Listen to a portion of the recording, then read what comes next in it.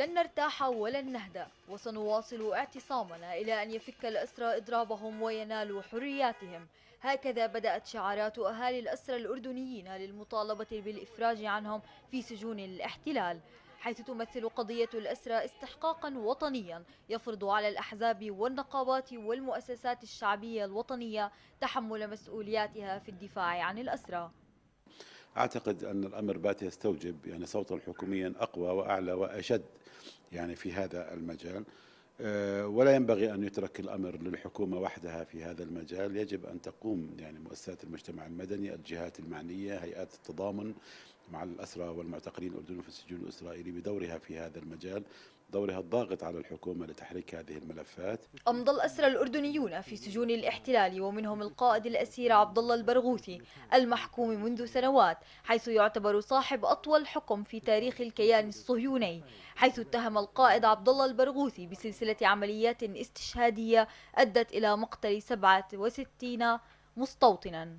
ابن 10 سنين كان، لكن أقول 20 سنة ما يعملش اللي بيعمله، وكان يروح ويجي معاي ويكتم سره حتى عن امه، ما يعد وين رحت وين جيت ما يقولهاش.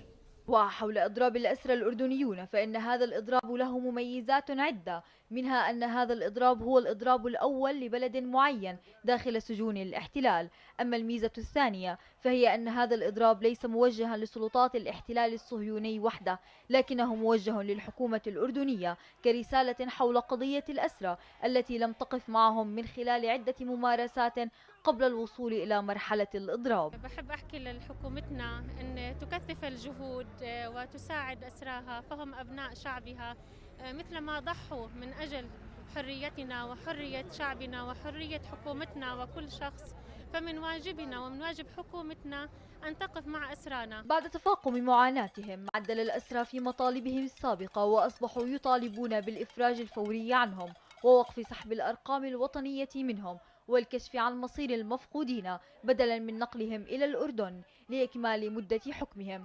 ولم تحرك الحكومة ساكنة لينتقل ذوي الأسرى من نقل رسائل أبنائهم الأسرى إلى إيصال رسائلهم الاحتجاجية.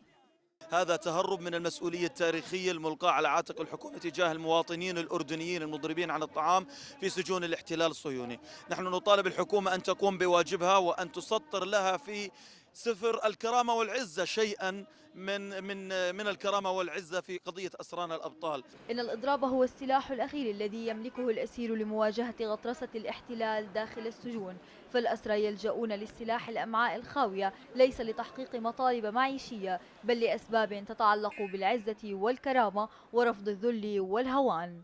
من برنامج أصوات التغيير، معكم رزان السيد من عمان.